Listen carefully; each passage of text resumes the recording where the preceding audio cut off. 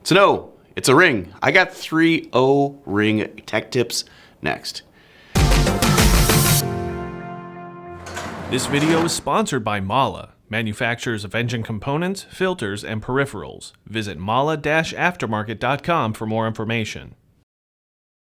We're seeing more O-rings on vehicles because we're seeing a lot of different materials on a vehicle. It could be a plastic intake manifold connected to an aluminum head, or an aluminum head connected to a cast iron block. O-rings allow a certain amount of flexibility and expansion and contraction.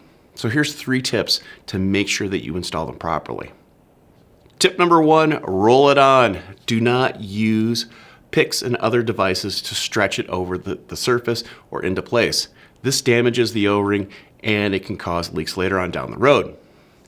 Number 2, lubricate these with what they'll be coming in contact with and nothing else. In other words, you never want to use RTV or another type of sealant that hardens. If this one comes in contact with coolant, it should be lightly lubricated with coolant. If it's oil, lightly lubricate it with oil.